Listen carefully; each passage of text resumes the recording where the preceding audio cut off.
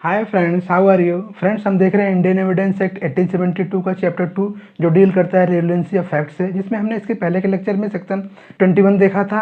आज हम देखने वाले हैं सेक्शन 22, 22A एंड 23। फ्रेंड्स, हम देखते हैं कि सेक्शन 22 के मार्जिनल नोट्स में क्या दिया गया है।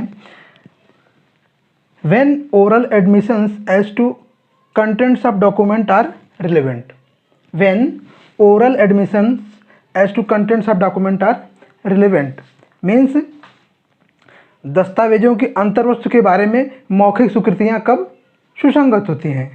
मीन्स कंटेंट्स ऑफ डॉक्यूमेंट के बारे में ओरल एडमिशन कब रिलेवेंट होते हैं। Friends, according to general rule contents of document के बारे में ओरल एडमिशन नहीं दिया जा सकता। किसी भी डॉक्यूमेंट के कंटेंट्स को ओरल एडमिशन द्वारा प्रूव नहीं किया जा सकता। लेकिन फ्रेंड्स, सेक्शन 22 में कुछ ऐसी परिस्थितियां दी गई हैं, ऐसे सर्कमस्टेंसेस दिए गए हैं जिनके अंदर कंटेंट्स ऑफ डॉक्यूमेंट के बारे में ओरल एडमिशन रिलेवेंट होंगे। सो फ्रेंड्स, देखते हैं सेक्शन 22 की डायरेक्ट लैंग्वेज क्या बोलती है। इसमें क्या दिया गया है कि oral admissions as to contents of document are not relevant unless and until the party proposing to prove them shows that he is entitled to give secondary evidence of the contents of such document under the rules hereinafter contained or unless the genuineness of the document produced is in question।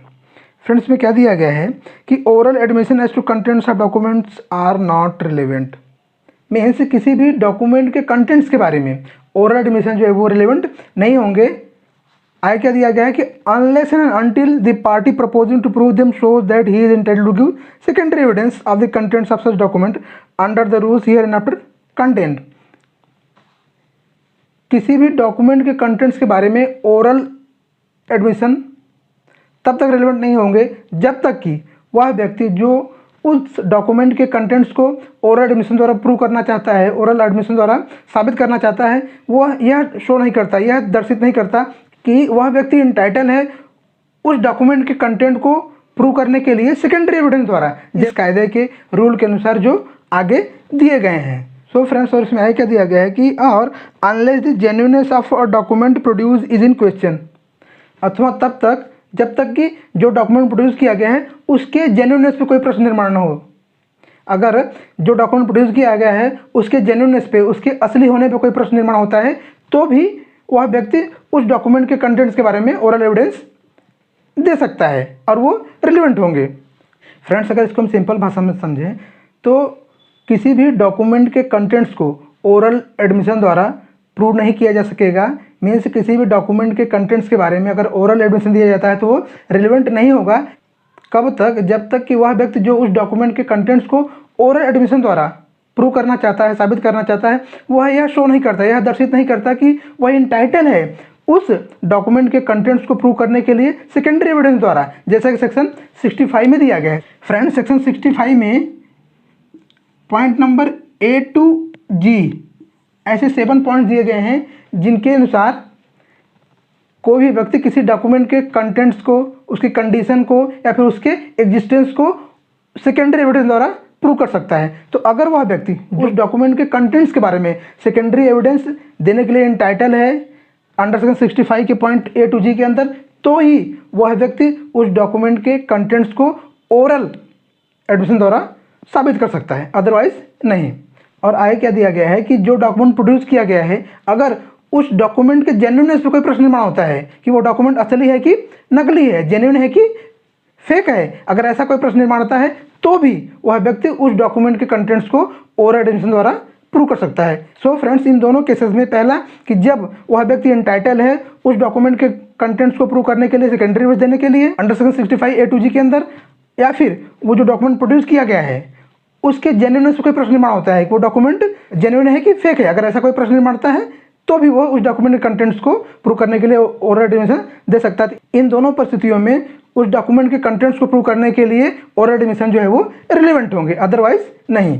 बाकी cases में किसी भी document के contents को prove करने के लिए oral admission relevant नहीं होंगे, ये दो परिस्थितियां छोड़ के। पहला कि जब वह व्यक्ति इंटाइटल है सेकेंडरी एविडेंस द्वारा उस डॉक्यूमेंट के कंटेंट्स को प्रूव करने के लिए, और दूसरा जब उस डॉक्यूमेंट के जेन्युइननेस कोई प्रश्न निर्माण होता है कि वो डॉक्यूमेंट असली है कि नकली है, तब इन दो परिस्थितियों में वह व्यक्ति उस डॉक्यूमेंट के कंटेंट्स को ओरल एडमिशन द्वारा साबित कर सकता है। मीन्स सिर्फ इन दो ही परिस्थितियों में किसी भी डॉक्यूमेंट के कंटेंट्स के बारे में ओरल एडमिशन रिलेवेंट होंगे, अदरवाइज नहीं। फ्रेंड्स अब हम सेक्शन 22A देखते हैं। फ्रेंड्स जो सेक्शन 22A है ये शुरू से इंडियन एविडेंस एक्ट में नहीं था, इसको सन 2000 में, कब, सन 2000 में इसको इंडियन एविडेंस एक्ट में इंसर्ट किया गया और ये सेक्शन 17 अक्टूबर 2000 से क्या हुआ, विथ इफेक्ट में आया। सेक्शन 22A को सन 2000 में इंडियन एविडेंस एक्ट में इंसर्ट किया गया और ये जो है 17 अक्टूबर सन 2000 से इफेक्ट में आया। फ्रेंड्स अब हम देखते हैं कि सेक्शन 22A के मार्जिनल नोट्स में क्या दिया गया है कि when oral admission as to contents of electronic records are relevant. Means कब मौखिक स्वीकृतियाँ इलेक्ट्रॉनिक रिकॉर्ड्स के अंतर्वस्तुओं के बारे में सुसंगत होंगी, कब ओरल एडमिशंस जो है किसी भी इलेक्ट्रॉनिक रिकॉर्ड्स के कंटेंट्स के बारे में सुसंगत होंगे। सो फ्रेंड्स अब हम इसकी बेरेट की लैंग्वेज देखते हैं। इसमें क्या दिया गया है कि oral admission as to contents of electronic records are not relevant unless the genuineness of the electronic record produce is in question. So friends में क्या दिया गया है कि किसी भी इलेक्ट्रॉनिक रिकॉर्ड के कंटेंट्स के बारे में ओरल एडमिशन जो है वो रिलेवेंट नहीं होंगे। किसी भी इलेक्ट्रॉनिक रिकॉर्ड्स के कंटेंट्स के बारे में ओरल एडमिशन रिलेवेंट नहीं होंगे, कब तक, जब तक कि उस इलेक्ट्रॉनिक रिकॉर्ड के जेन्युइननेस के बारे में कोई प्रश्न निर्माण न हो। अगर उस इलेक्ट्रॉनिक रिकॉर्ड्स के जेन्युइननेस के बारे में कोई प्रश्न निर्माण होता है कि वह इलेक्ट्रॉनिक रिकॉर्ड जेन्युइन है कि फेक है, असली है कि नकली है, अगर ऐसा कोई प्रश्न निर्माण होता है कि कोई इलेक्ट्रॉनिक रिकॉर्ड जो है वो असली है कि नकली है, तो ही उस इलेक्ट्रॉनिक रिकॉर्ड के कंटेंट्स के बारे में ओरल एडमिशन जो है वो रिलेवेंट होंगे। अदरवाइज किसी भी इलेक्ट्रॉनिक रिकॉर्ड्स के कंटेंट्स के बारे में कोई भी ओरल एडमिशन रिलेवेंट नहीं होगा। फ्रेंड्स हम सेक्शन 23 का मार्जिनल नोट्स देखते हैं। उसमें क्या दिया गया है कि admissions in civil cases when relevant. Admissions in civil cases when relevant means civil मामलों में स्वीकृतियाँ कब सुसंगत होती हैं, किसी भी सिविल केस में एडमिशन कब रिलेवेंट होते हैं। फ्रेंड्स सेक्शन 23 की वेरिएट लैंग्वेज देखते हैं। उसमें क्या दिया गया है कि in civil cases no admission is relevant if it is made either upon an express condition that evidence of it is not to be given or under circumstances from which the court can infer that the parties agree together that evidence of it should not be given।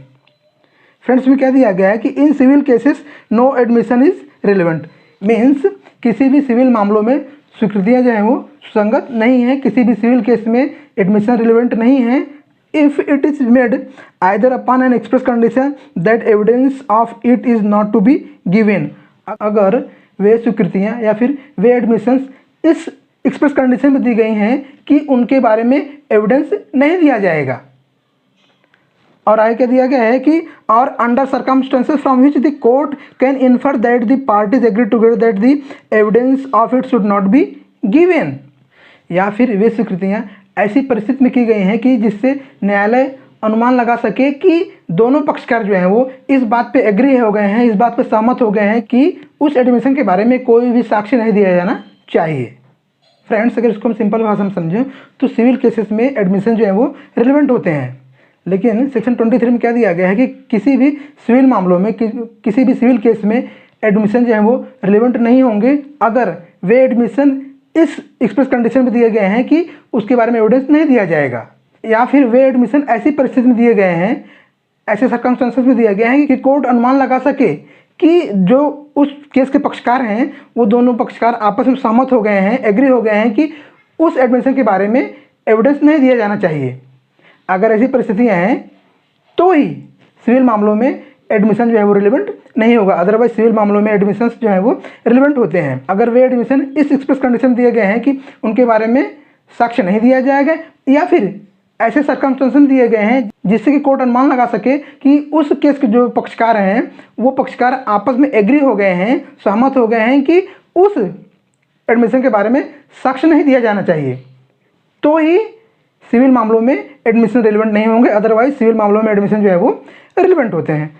Friends section 23 में एक explanation दिया गया है, तो उसमें क्या दिया गया है कि nothing in this section shall be taken to exempt any barrister, pleader, attorney और वकील from giving evidence of any matter of which he may be compelled to give evidence under section 126। Friends section 126 जो है वो professional communication से deal करता है। तो उसमें कुछ ऐसे सर्कमस्टेंसेस दिए गए हैं जिसमें किसी भी अटॉर्नी, प्लीडर, बैरिस्टर या फिर वकील को कोई भी प्रोफेशनल कम्युनिकेशन डिस्क्लोज करने के लिए कंपेल किया जा सकता है।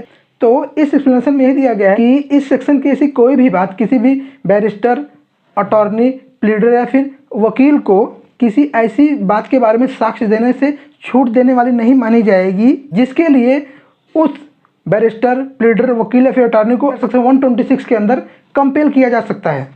मेंस सेक्शन जो 23 है किसी भी बैरिस्टर, प्लीडर, वकील या फिर अटॉर्नी को ऐसी छूट नहीं देता कि वो ऐसी किसी बात के बारे में साक्ष्य न दे जिसके बारे में उसे सेक्शन 126 के अंदर कंपेल किया जा सके कि वो उसके बारे में साक्ष्य दे। अगर उसे सेक्शन 126 के अंदर कंपेल किया जा सकता है कि वो उस प्रोफेशनल कम्युनिकेशन के बारे में साक्ष्य दे, तो सेक्शन 23 उसको नहीं रोकता कि वो उसके बारे में साक्ष्य न दे। तो इस स्पष्टीकरण में स्पष्ट किया गया है कि अगर किसी बैरिस्टर, प्लीडर, अटॉर्नी या फिर वकील को सेक्शन 126 के अंदर कंपेल किया जा सकता है किसी भी बात के बारे में साक्ष्य देने के लिए, तो फिर सेक्शन 23 उसको जो है वो छूट नहीं देता कि वो उसके बारे में साक्ष्य न दे। सो फ्रेंड्स, ये रहा section 22, 22A and section 23। Friends, आज के लिए बस इतना ही। हम फिर मिलेंगे अगले लेक्चर में इंडियन एविडेंस एक्ट के एक नए सेक्शन के साथ। तब तक के लिए नमस्कार।